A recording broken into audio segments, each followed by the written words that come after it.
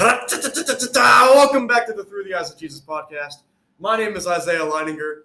Yeah, exactly. Just like that. Yeah. And I cannot do my normal introduction because joining me today is not Walker Howell. Unfortunately, he's not able to be with us today. He had some business to take care of. But we do have Timothy Sakula back with us. He's been a guest on a couple of episodes. He's hosted an episode before, the episode with Lonnie Jones over mental health. So definitely go make sure that you check that episode out after this one. And again, Tim, thank you so much for pitching in for us and helping us as you've done before, and I'm hoping that you'll be able to do again, Lord willing. Go ahead and just reintroduce yourself for those at home real quick, and then we'll introduce our big guest. So yeah, my name is Timothy Sakula. I'm a fellow student here. I run the Exhort One Another website, which you can find by going to Facebook at EOA website, or searching my name on Facebook and going through that. I've done some work, of course, with this podcast before, as he's saying, and we're ready to get into this. Absolutely. And again, thank you so much for joining us today, Tim. But our guest for this episode, besides Tim, Tim's playing the part of co-host for us today. But our guest today is going to be Luke Tatum. Go ahead and say hello, Luke. Hey! We're very glad to have Luke on the episode. Great guy, very knowledgeable about the scriptures, and we're thankful to have him on the show as well. This season is season 4, and in season 4 we've been looking at apologetics, and of course the idea behind apologetics is defending the faith, providing resources for us as Christians and for the critics of Christianity to be able to defend the faith, say this is why we believe what we believe. But of course, Christianity is not the only religion that has a version of apologetics. Right? There's a lot of religions out there. There's a lot of different things out there that people may believe in. And so the goal of this episode, as you can tell by the title, is which religion should I choose? And we want to go through some major world religions and look at why, first of all, why should people be religious at all? But also, is there a correct religion? Is there really a reason to believe one religion over the other? And again, we're thankful for Luke and for Tim joining us for this episode. Obviously, these two guys are very, very wise beyond their years, but Luke did want to make sure that we had pointed out that we are not experts on these religions. Not even close, no. We have not detailed studied these religions in depth. And so if we say anything that about a certain religion or about a certain practice that is not actually true, then we would love for you to be able to inform us of that so that we can learn and correct our mistake. And obviously, we mean nothing that we're going to say on the show with ill will or with judgment. We're simply trying to look at the world and look at religion and help maybe make you make a decision on which religion you need to choose. But before we do that, we have to define our terms. So what do we mean when we use the word religion? And Luke, if you want to go ahead and tackle this one real quick. Well, the word religion, I have to do my languages thing here for a second, right? The word religion is from the Latin. And the word religion is from the prefix re, which of course means to do again, and a form of the word logo, which is to tie. So religio has to do with the idea of retying two things. So religion is meant to be the retying of, if you want to think about it as mankind and God. This is mankind's attempt to, through a change in both our thought and our action, get back to God, get back to proper spiritual balance, get back to whatever that end goal, whatever you think that end goal is, you're trying to spiritually retie yourself to it. Now, that's different from philosophy, which is study of thought, a field of thought, a way that you try and organize yourself intellectually and maybe spiritually, but not really spiritually, to be able to look at the world from a certain perspective. And we were talking about this before when we sort of prepared some for this episode about the difference between the two. And it's sort of a fuzzy difference. There's not a solid line between this is a religion versus this is a philosophy. Because part of religion, if you're really wanting to grasp the core of a religion, is you change your philosophical bent and you say, okay, this is also how I'm going to think about the world. But there is a difference. And I think that a lot of the difference comes down to devotion, the aspect of changing your actions, because sometimes you can think of things, you can belong to a certain philosophical tradition, right? And that doesn't necessarily mean that you have changed your action based on that. So if I were to say, for example, that I am now a Taoist, which is a philosophy that comes out of China, I can say that, and it doesn't have a lot of bearing on my day-to-day activities. It has to do with how I think about the world and how I think about myself in the world. And maybe in a general sense, I would try to change the course of my life to reflect that thought. But it doesn't have to do with, there's no, if you want to think about it using a Christian metaphor, there's no Sunday morning, Sunday evening, Wednesday evening. Like, there's not that repetitive daily interaction with your philosophy in the same way that there is with the religion. You're not devoted to something specifically. And the other big difference that I thought of between the two is identity. You don't say, well, I am a metaphysicist, and that doesn't mean the same thing as saying I am a Christian or I am a Muslim or I am a Jew. You're making a specific claim that has to do with both how you think about the world and how you want to behave in that world. You're not just in this philosophical realm trying to claim, here's what I think about X, Y, and Z. You're actually tying yourself down to a specific identity that is established, that is greater than yourself, and saying, here's what I want to do about it. I think that's an excellent way of looking at it, and I appreciate your thoughts on that, Luke. I wanted to add on to that. Like you said, when you are religious or when you subscribe to a specific religion, whatever it may be, like you pointed out, that requires dedication, devotion, thought, and that changes who you are.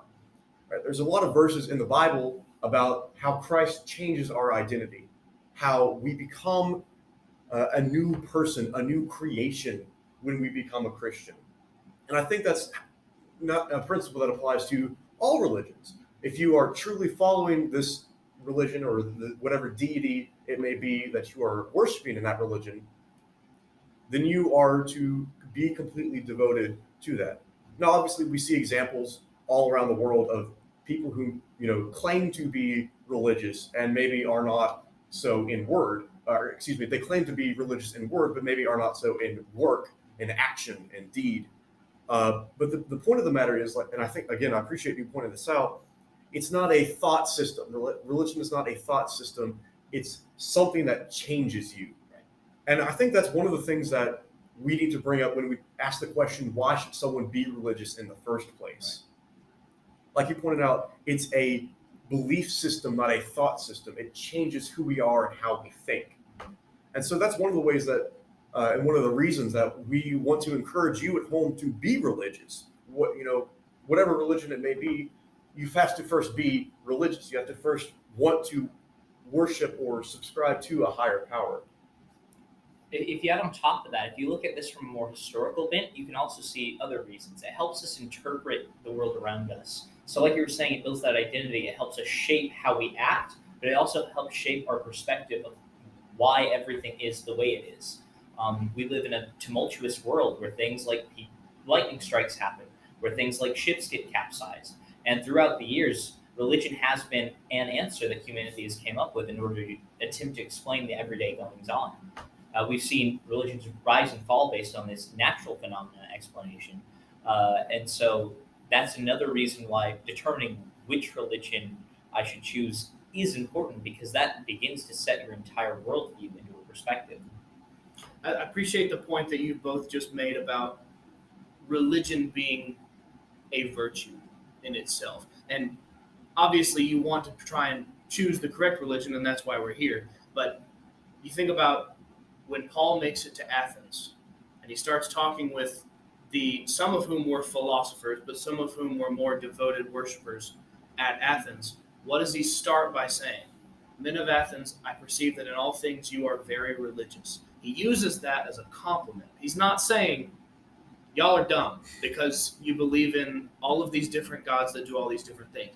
Because if you start there, you're already turning a good number of your audience off to your message, whether you're a Christian or a Muslim or a Buddhist or anything like that, if you're trying to convert people and you start by saying what you're doing is wrong, that's not how you get the message across. And so religiosity as a concept is a good thing. If you're, say you're a Muslim and you're trying to convince me, a Christian, to subscribe to Islam, what you don't do is start by attacking the identity of Christ and the way that we worship and things like that.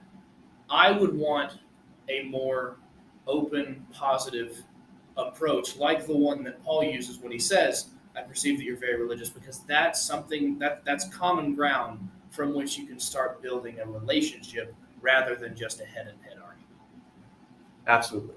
Like we've been saying, being religious is a good thing.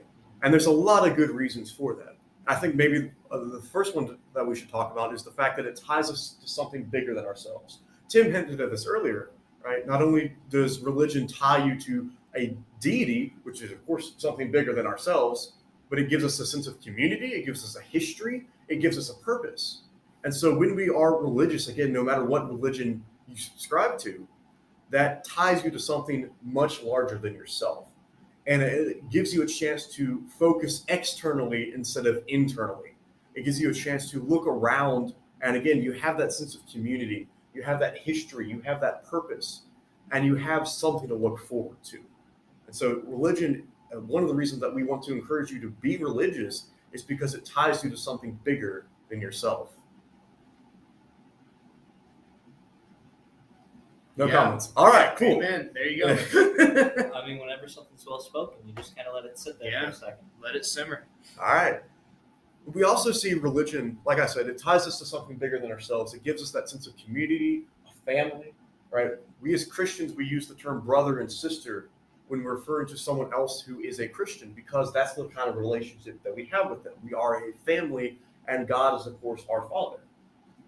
But something else that religion can do for you and for anyone else is that it usually is used to improve yourself or the world around you. The goal of a lot of religions is to make yourself into a better person, to make yourself a more like whatever deity that it is you follow, whether that it be the Buddha or the Hindu religion or Christianity, whatever religion it is. The goal is to improve yourself. And when you do that, you're also going to want to improve other people, help other people learn about your God, help other people be better people. And so obviously people have used religion, whatever religion it may be, for negative things in the past. And I don't want to brush past that. That has happened a lot. People have justified a lot of awful things in the name of religion. There's a comedian named George Carlin who, sort of as a joking point, but he says this, and you sort of like think about it, and you're like, oh, he's kind of right. He says in one of his bits, more people have been killed in the name of God than by any other reason. Yeah. Which is, I mean, that's really sad, but also kind of true. If you look back over the course of human history, religion has justified a lot of bad stuff. And I feel like you need to acknowledge that, but obviously that's not what we're shooting for here. We're not saying, what's the best justification I can come up with to do what I want? That's not the point of, I think, as we've already covered with the definition of religion, that's not what you're shooting for. Yeah, exactly.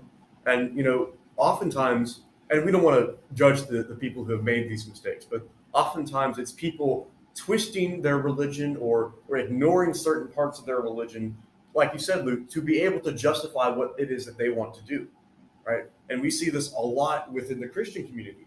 People will take one verse out of the book that it's in, out of the section that it's in, after the chapter that it's in.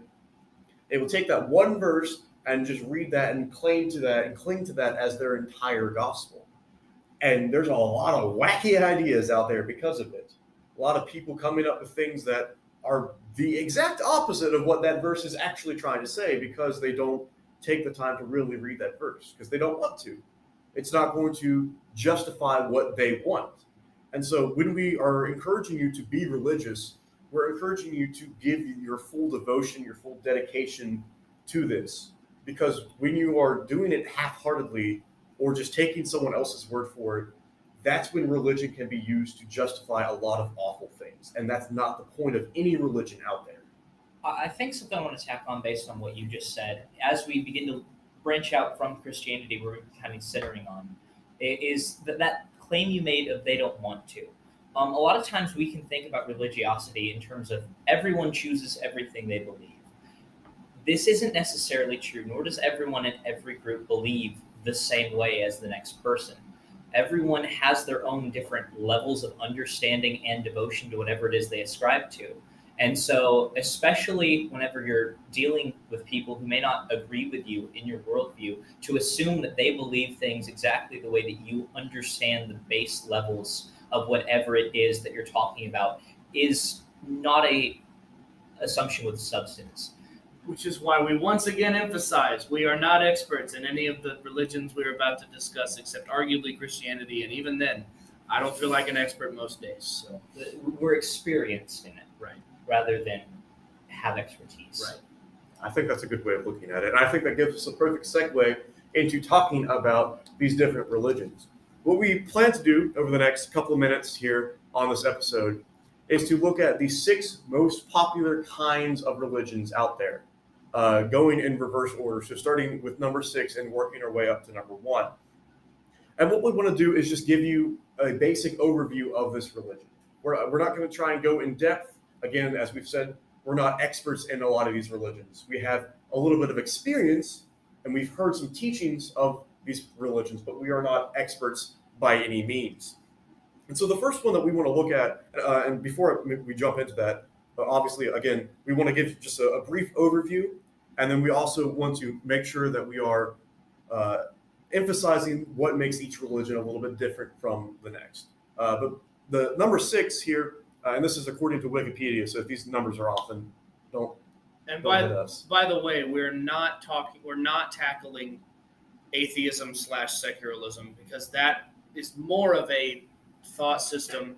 If you factored in atheism / secularism, that becomes like, I think, number 5 on the list. But we're not going to tackle that just because that's more of a thought system than it is a religion. You can make an argument for the fact that secularism is its own religion, and the object of the religion is just sort of the secular world. But we're not going to open that can of worms beyond saying we're not opening that can of worms. So, yeah. Thank you for reminding us of that, Luke. But at number 6, we have Judaism. Sorry, excuse my speech blunder there. Judaism is number 6 in the most popular world religions. And of course, Judaism follows the Torah, follows what we as Christians call the Old Testament, and it's monotheistic. And that's an important trait of this religion, is that it's something that separated Judaism for a long, long time, because it was one of few, if not the only monotheistic religion, which of course means they only worship one God. Well, what's interesting about Judaism, and I was actually just talking about this with Dr. Rogers yesterday, is that, and this is a good example of what we've just said about not assuming, you meet somebody and they say, well, I follow Judaism, I'm a Jew, and not assuming, okay, everything I know about the Old Testament is now true of this person. We were talking about the development of the Messiah idea over the course of Judaism. If you're not familiar with the Old Testament or with the term, the Messiah it literally means the anointed one. It's the salvific figure of the Old Testament. It's the person who is going to come in and make sure that the people who have followed this religion up to this point are victorious and reestablish the Jewish state according to some definitions, and the salvation figure. We were talking about the development of that idea, and Dr. Rogers, who is an expert in this field, I think, said something along the lines of, most Jews don't really believe that anymore. They may hold to the philosophical, quote unquote, idea that the Messiah is coming at some point, but most of them don't actually believe in a literal Messiah in the way that ancient Judaism very clearly said there's going to be a literal Messiah. So there's sort of been this developing history, and Judaism sort of has its different sects in especially different countries, as you cross cultural barriers, you see different versions of Judaism playing out. But most of the general aspects are still there. And I think it's also important to, when we look at Judaism, especially when what we see in the Old Testament and very much in the Gospels, is Jews have a tendency, or at least did have a tendency, to really cling to traditions instead of what was written down. And again, that's a kind of a blanket statement, but they have a tendency to cling to people's teachings instead of what was written down in their holy books. We see this a lot with the examples of the Pharisees in the Gospels, right, where the Pharisees would constantly condemn Jesus and his disciples for doing anything on the Sabbath. We see that Jesus and Paul and men like that were whipped 39 times, even though the max was 40, and Jews would do that so that in case they miscounted, they wouldn't be punished eternally for that.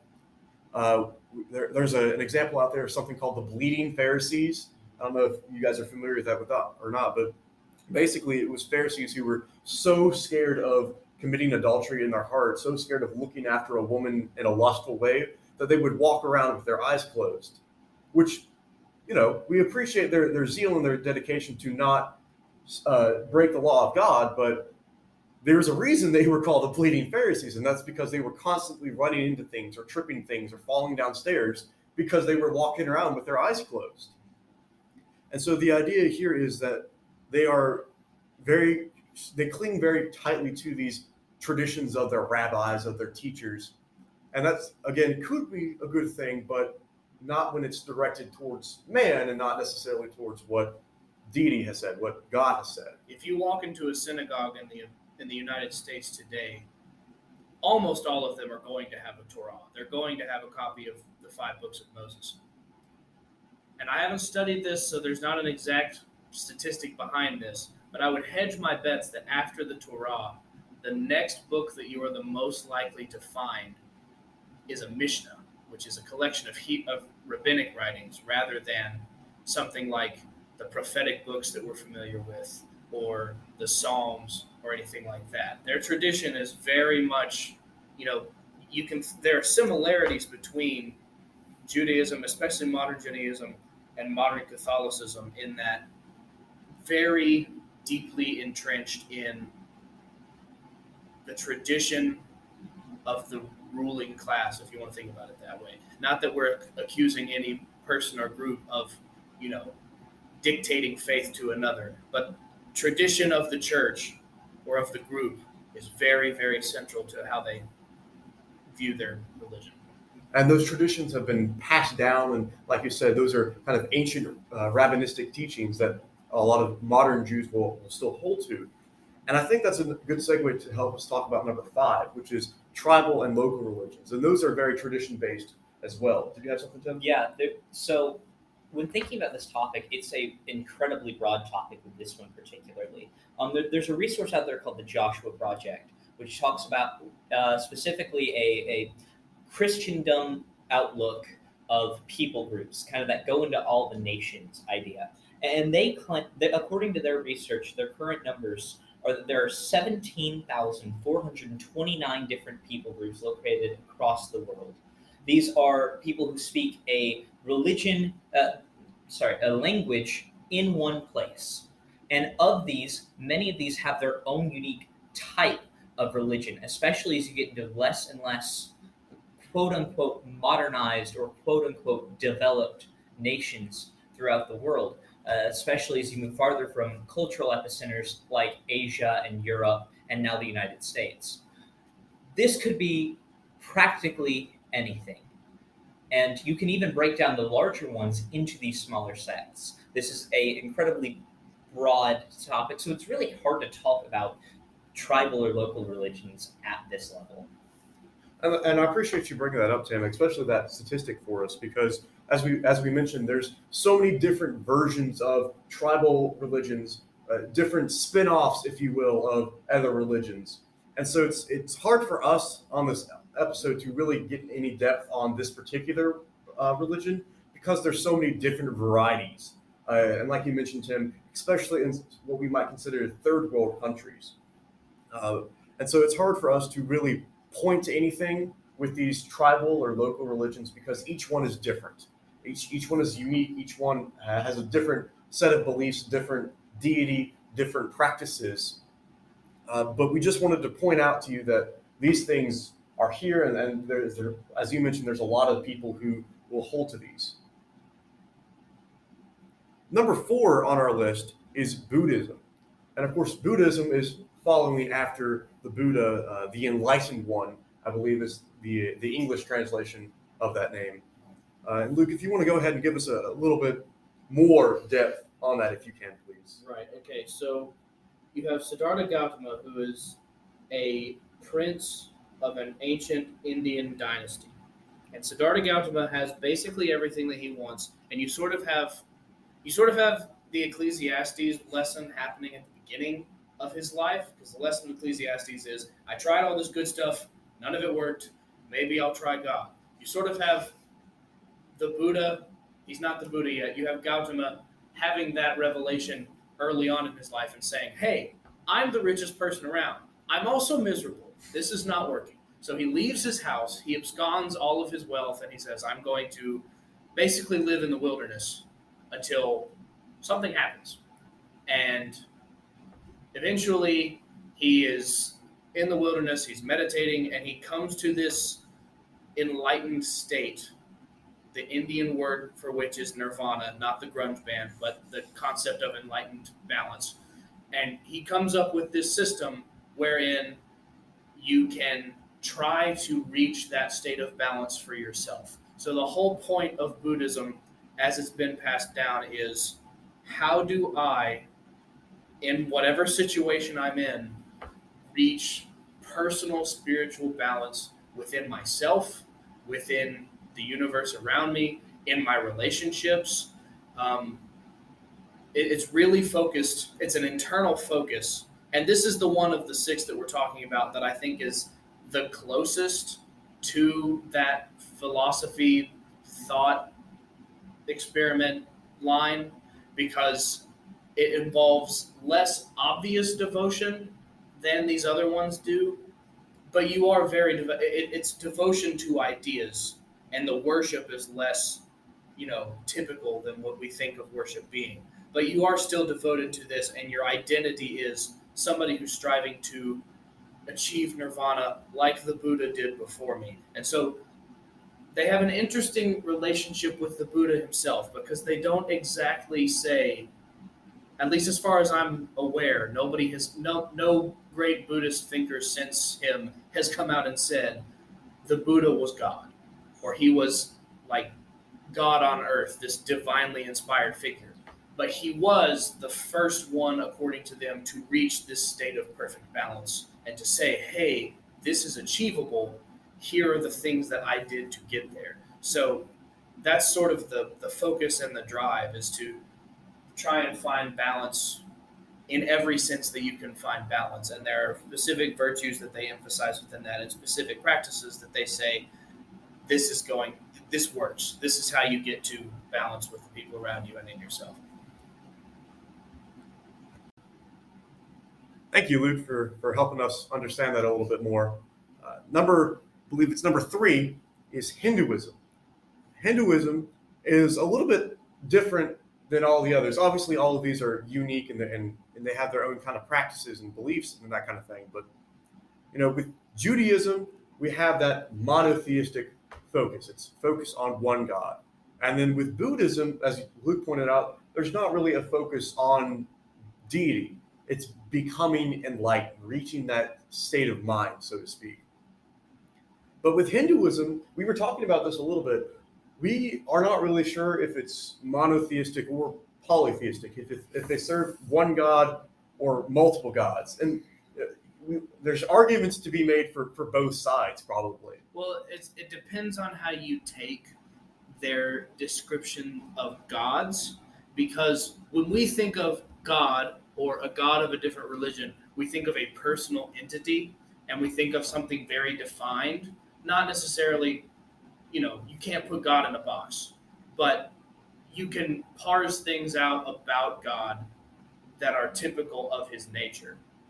And you can't really do that as well with the Hindu gods. And you also don't have as much of a clear, like there are myths about some of them that typify them in a personal way, but you don't have like personal descriptions of their emotions and their forms and their motivations in the same way that you do with, say, Greek mythology, which is what we think of when we think polytheistic. You don't have, here's what Zeus is like, and here's what he's the god of, and here are the different elements that represent him. That's a lot fuzzier in Hinduism. You have,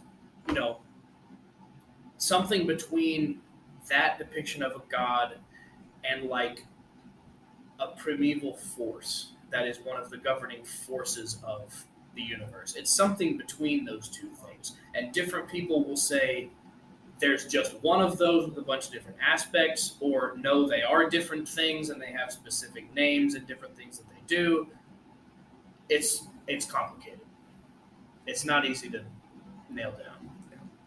But the biggest focus that we want to shine a little bit of light on within the Hinduism as a whole is the idea of reincarnation. The idea of that after this life, you will be reincarnated or reborn in this world. And if you have done good things in your past life, and this is a very simplistic way of looking at it, of course, but if you've done good things in your past life, then the gods, whatever you want to call it, will reward you with a better birth status or a better reincarnation than you had previously. But if you do poor things, the wrong things, then you earn negative karma, so to speak, and you will be reincarnated in a lower status. And again, that's a very, very simplistic look at reincarnation and the idea of karma. What you do will get paid back to you. But I think that's going to help us understand a little bit of what Hindus might believe. Well, and what's the thing about Hinduism and the karma and reincarnation process is something that reflects on Buddhism, like we just said, and something that is really a theme of all of these. You ask yourself, what's the good stuff I can do to be in a better situation in the next life? And there are a lot of different definitions across the tradition, but basically the answer is be like the gods, forces of the universe, whatever this nebulous thing that you're aiming for is. And what are the bad things I can do to push me down the ladder to a worse situation? It's be unlike or act against the gods, forces of the universe, which you just sort of had in Buddhism. How do I achieve enlightenment? Well, you do these things that the Buddha said worked.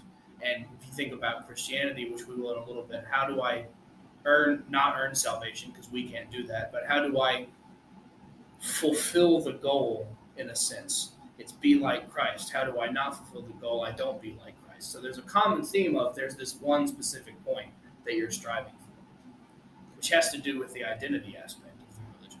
Right. I appreciate you tying that back into it.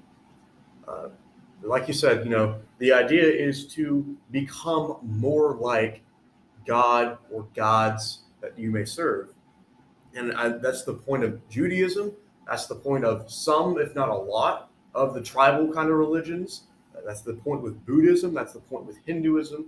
And I think we can also see that with Islam, which is number 2. Islam is the second most popular religion in the entire world. And again, we have a monotheistic religion. It's focused on one God, who the Muslims refer to as Allah. And the thing with Islam that I think all religions could take a little bit of lesson from is the complete devotion that they have to Allah. They are 100% completely dedicated to Allah, to the things that He has commanded for them to do, for the practices that they are to ascribe to. Everything that they do as a person goes back to the identity that they have as a Muslim, as someone who practices Islam. And again, I think that's something that a lot of people, no matter what religion you're practicing, can learn from. Because there's a lot of people, especially, going back to Christianity, there's a lot of people that we know as pew warmers, right? Or maybe it's the Christmas and Easter only crowd, right? The CEOs, the Christmas and Easter only crowd.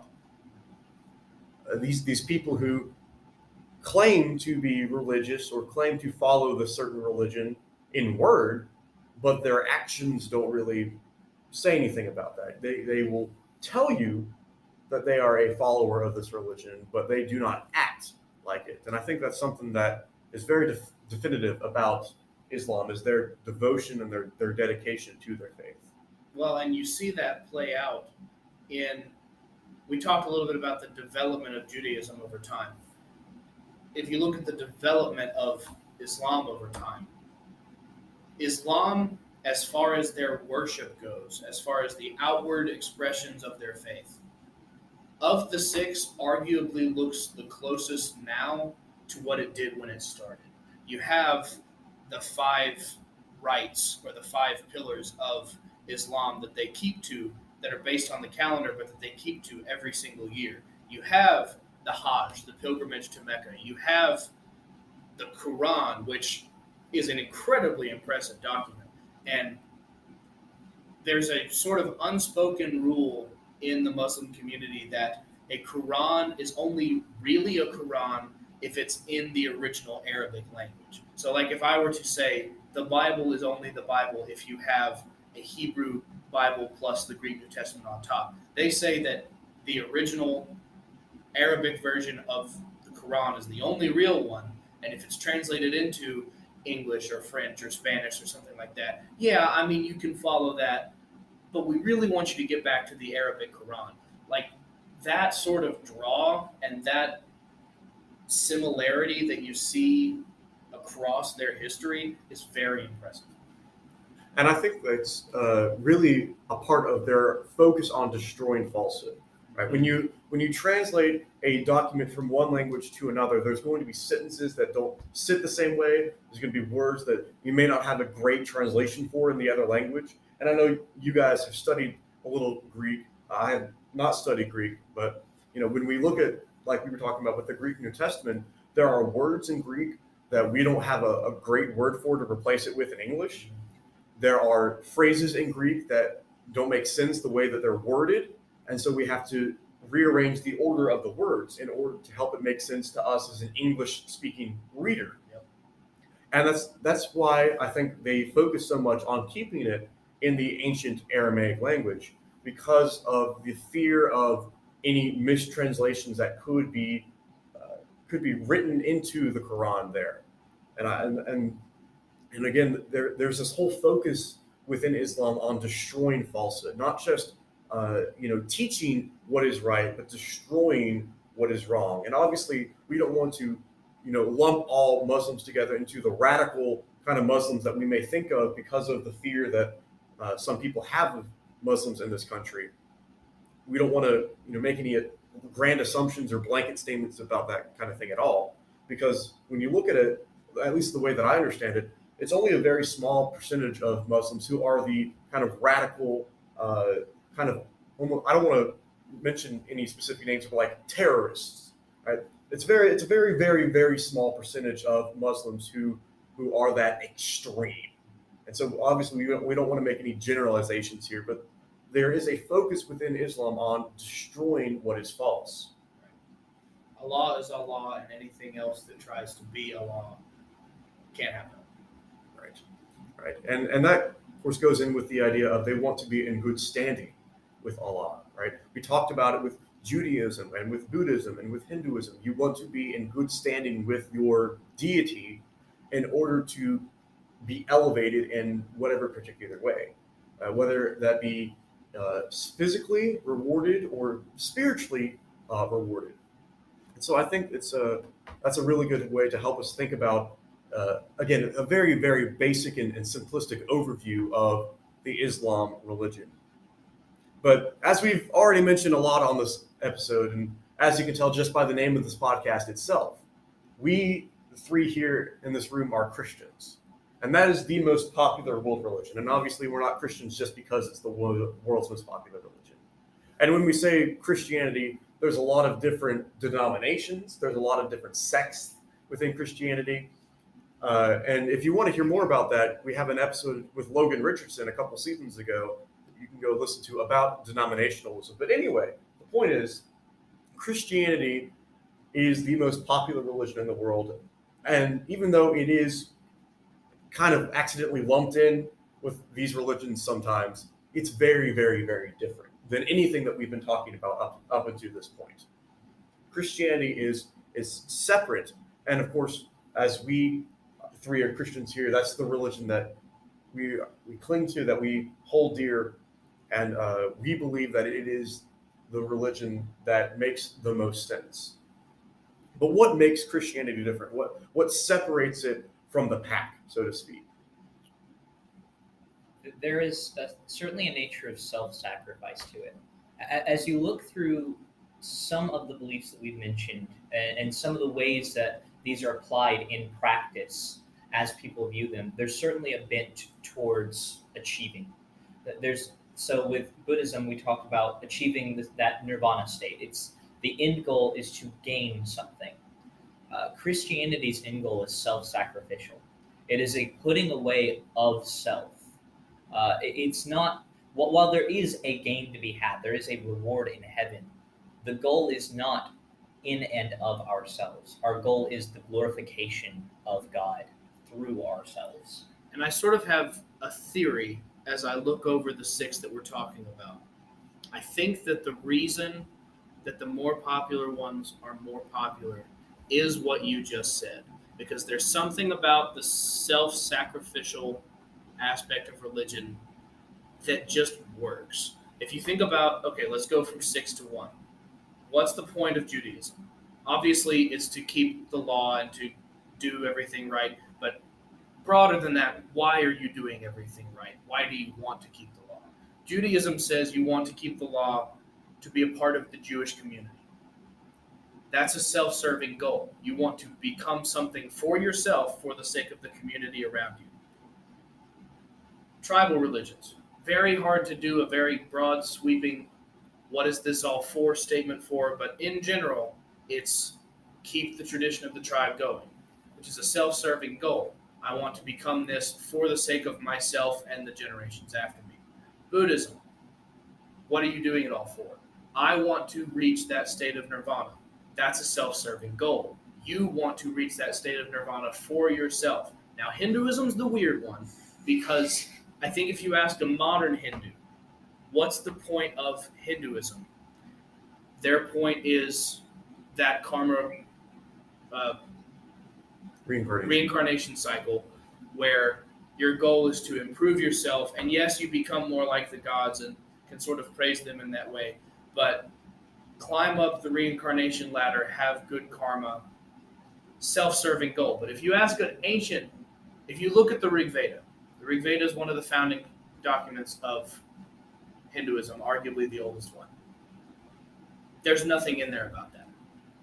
Karma doesn't come until, I don't remember which Veda it is, it's one of the later ones. But that cycle isn't established until there's already this element of, I'm here to serve the forces that have put me here. That's where you start to see the shift from, this is not self-serving, this is about giving myself up to something. And this is why I think Christianity and Islam are the two that have drawn the most people. Because what's the point of Islam? Praise Allah. My life exists so that other people can see how great Allah is. Same goal of Christianity. What's the point? Point people to Jesus. No matter what happens to me, even theoretically, I think if you're getting Christianity right from a philosophical point of view, you can say, even if theoretically heaven is off the table, my goal is still to praise Jesus. Because if I can do that, I've done what I'm here to do. Those are the two. They're at the top of the list, I think, because they're the two that acknowledge it's about self-sacrifice. It's about praising God and being part of something bigger than yourself. It's a great couple of points, guys. I really appreciate you two. But like you were saying, it's not about us. As Christians, or as if someone who's a Muslim, it's not about them. Right? It's about dedication to the higher power. It's about serving and glorifying your deity through your life.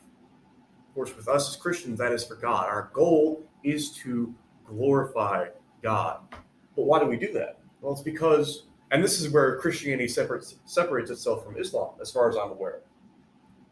Christianity is the only religion where the deity, where the God in question did something for humanity that was painful, that was excruciating, that made him suffer. And it's the only religion where the deity did everything that they asked the followers to do. We see that in the example of Christ. Christ came down to earth from heaven and lived as the Son of God, as a man. Right? So we have that weird little mix there where he's 100% God and 100% man, which is a little hard for us to wrap our minds around sometimes. But he came down to the earth and lived just as we live today. Tempted in all points as we are, yet without sin. Exactly. The Hebrews author mentions that, I believe, in chapter 4. Thank you. And so the idea is that Christ came down and lived as we did. He was tempted like we are. He suffered in the same ways that we suffered. Have you ever been betrayed by a close friend? Jesus was too. Have you ever been beaten down and persecuted because you're standing up for what's right? Jesus was too. Jesus endured all of these things, and he even endured it all the way up to the point of the cross. The most agonizing and painful way of torture and death that humankind has ever come up with. And he didn't just do that so that we would glorify him, right? God on earth being killed by men. He didn't do that so that we could, say, oh wow, look at this guy. He did it because of his love for us, because it required a sacrifice that only he could give, so that we could escape the condemnation of our own sins, the condemnation of our own poor choices, the condemnation of us breaking the law of God. That's the difference to me, is that respect to Muhammad. I may be filleted on a stick because I'm on Free Artemis campus and I just said that out loud, but respect for Muhammad, because I think we tend to just throw all of the Quran, because we see the inaccuracies that we can pick out, and we see the things that we disagree with, and we just throw the Quran in the trash. But the Quran is an impressive document for one guy to come up with the bulk of. Like, that's not nothing. And the fact that you've got 750 million people who still hold to that is not nothing. Mad respect to the guy. But Islam doesn't have Jesus. Right.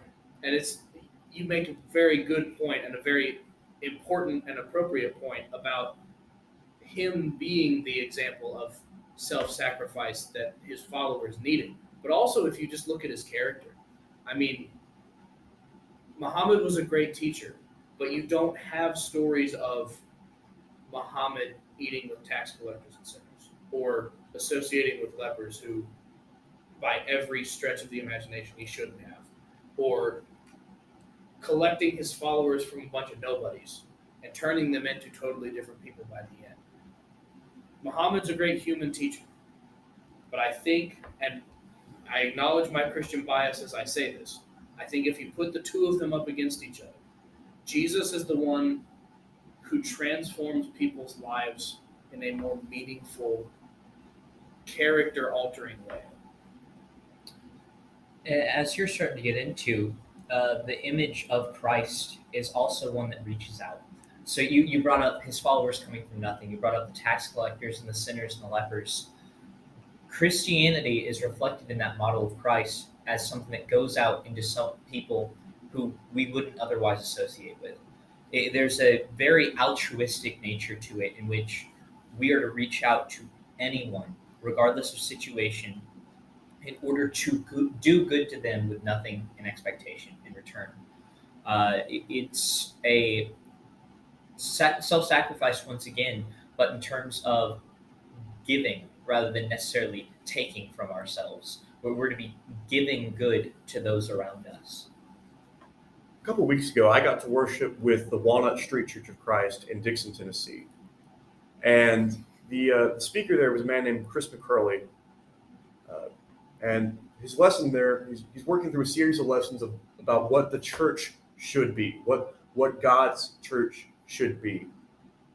And in that particular lesson, I unfortunately only got to be there for that one service, so I didn't get to hear this lesson in the context of the series. But in this one lesson, he was talking about how the church needs to be a movement, not just a group of people. The church is not a social club, and it definitely should not be an historical monument, a thing of the past. In order for the church to be doing the things that to be correctly doing the things that it needs to be doing, the church needs to be a movement.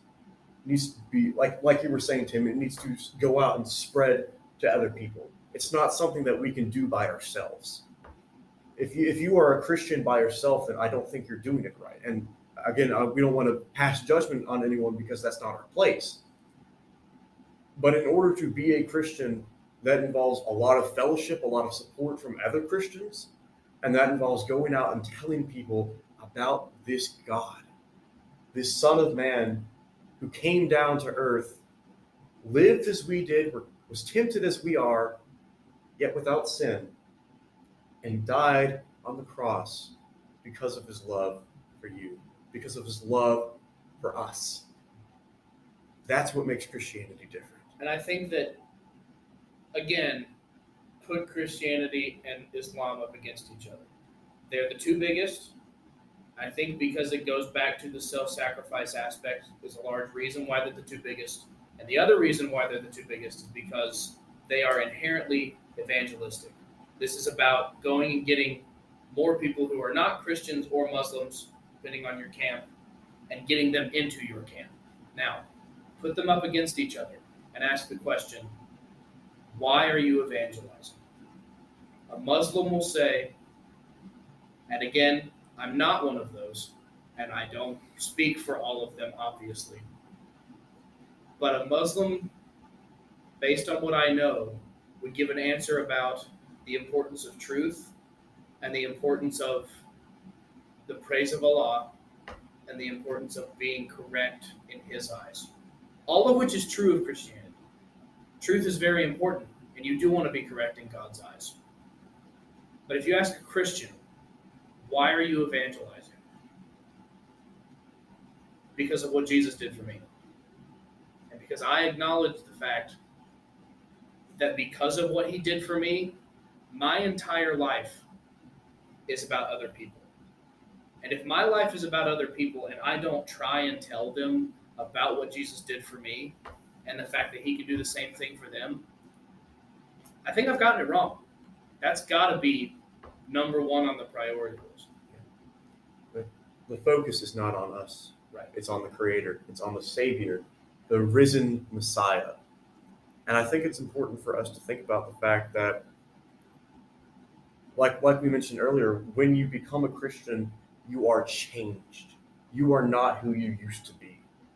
The old you is dead and gone and buried.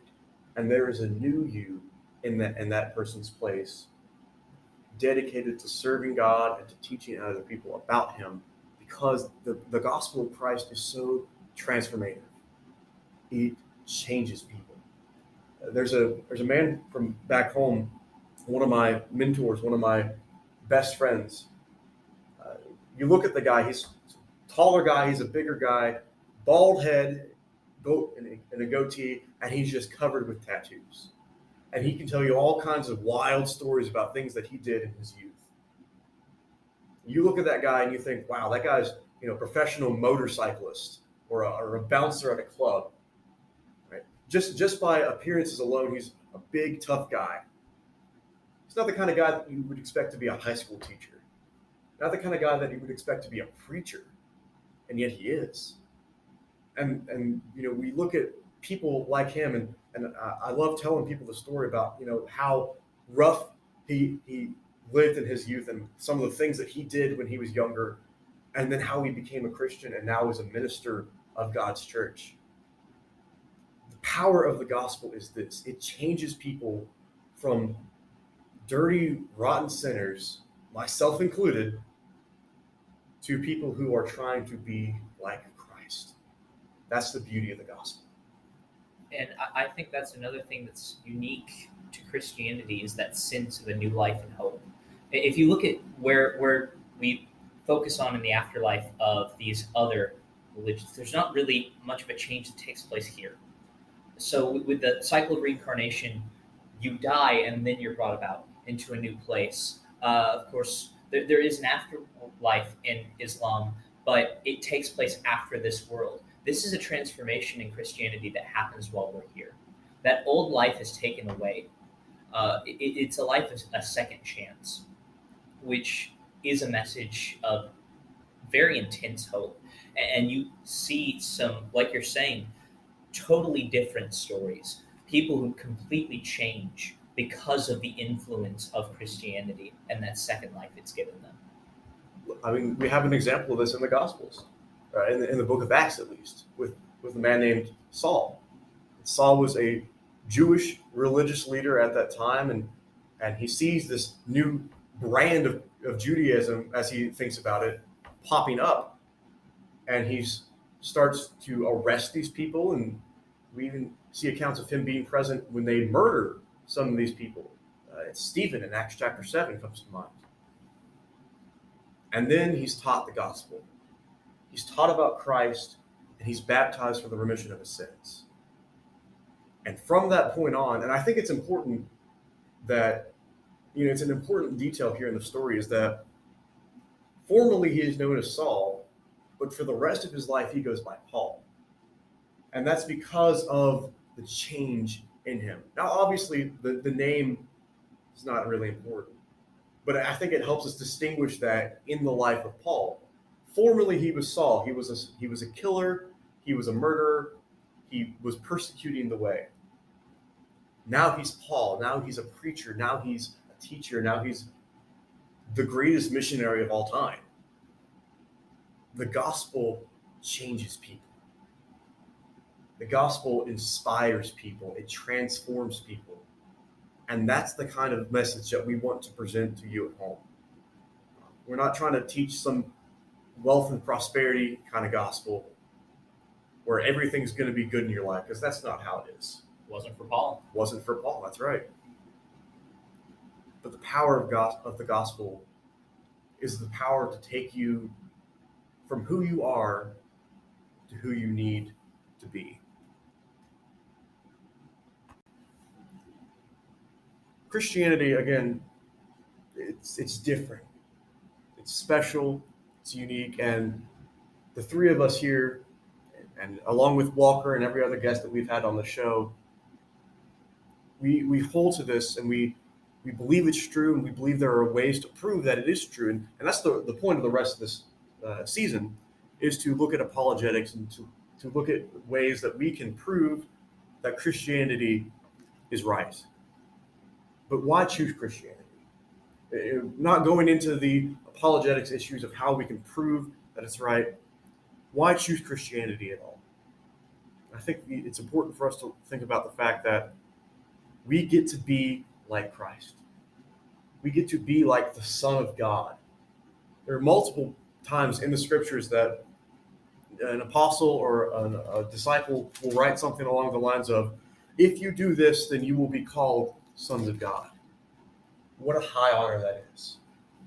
What a blessing that is.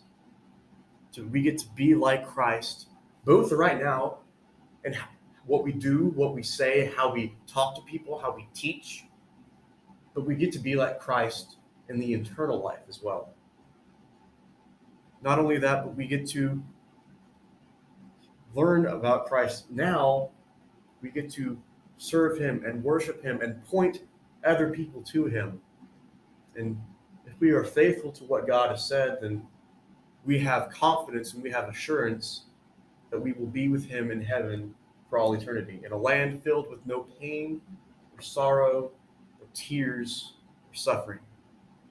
We'll be there with God, who is the giver of all joy and comfort and peace and love. Christianity, again, it's not necessarily about reaching heaven. It's becoming like Christ. That's what the word Christian means. If you break it down, it means Christ-like, or little Christs, as the Romans called the church early on. The point is to be like Christ. And that's what we want to invite you guys at home to do. We want to invite you guys to Read the Gospels, read the Bible for yourself, and discover who Christ is. Learn about him and his loving nature, his compassionate nature, and the sacrifice that he made for you. Because the only proper response to hearing that, to reading it, is choosing to give your life for him, just as he gave his life for you.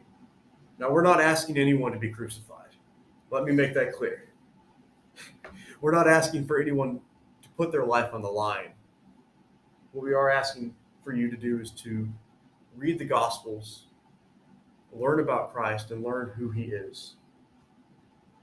And that sacrifice that he made should inspire you to make a sacrifice of your own, to live in the way that he lived, teach in the way that he taught, do the things that he did, so that you may be like him, and even more than that, you may be with him in heaven.